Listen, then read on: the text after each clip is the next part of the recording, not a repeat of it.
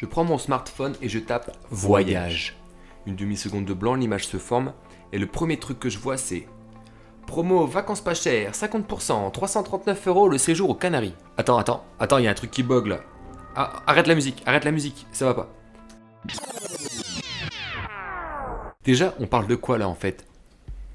Ok, donc on reprend les bases.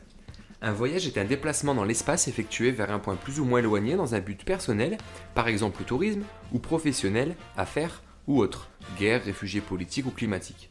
Il regroupe aussi les déplacements motivés par des activités sportives ou socio-culturelles. Le voyage s'est démocratisé après les années 50 avec l'arrivée des congés payés. Les moyens de transport modernes ont aussi beaucoup aidé à son développement, chemin de fer, voiture, avion. L'évolution de tout cela, c'est que, aujourd'hui en 2018, c'est devenu cool de faire un tour du monde entre guillemets en l'espace de quelques mois. Aller en Amérique et juste après en Asie pour bien montrer sur les réseaux sociaux qu'on est, nous aussi, un peu aventuriers. Mais en quoi cela est-il encore vraiment du voyage, au sens noble du terme?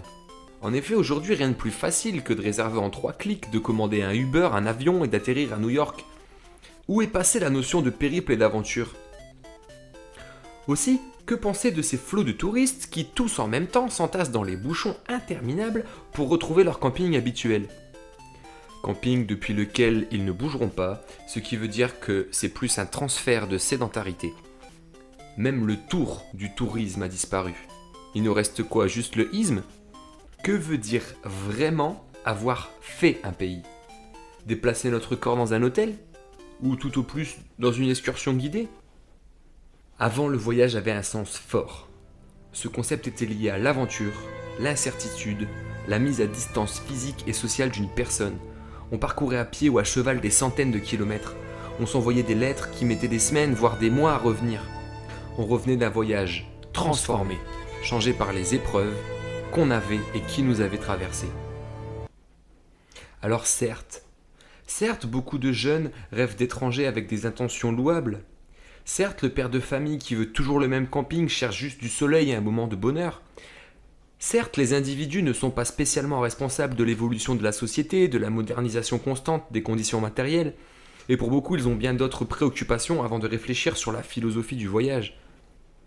Mais pour nous, apprendre à voyager, c'est notre métier, et on se doit de bien le faire.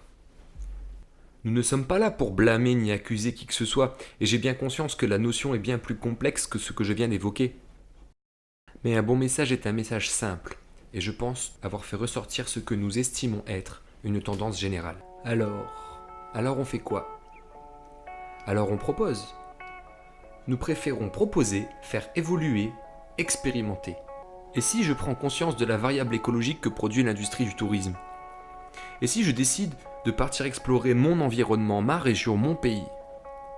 Et si je souhaite réconcilier le voyage avec les notions de découverte de soi, d'apprentissage de l'autre, d'émerveillement et de surprise? Alors on y va?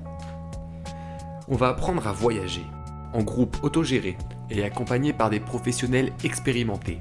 On choisit le mode de l'itinérance et de la débrouille. On découvre qu'on peut être dépaysé même pas trop loin de chez soi en fait. Qu'un périple en vélo ou que 10 km en rando tout en haut de Stéril nous fasse plus triper qu'un blasé à Tahiti. Finalement, pour nous, dans la notion de voyage, c'est la démarche qui compte plus que la destination. Voici nos valeurs, voici nos tripes. C'est comme ça qu'on pense et c'est comme ça qu'on transmet. Si ça vous tente, vous savez où nous trouver. Et bien sûr, à bientôt pour de nouvelles aventures. C'était Thomas Brambord de la team Amigo. www.amigo.org, contact@amigo.org.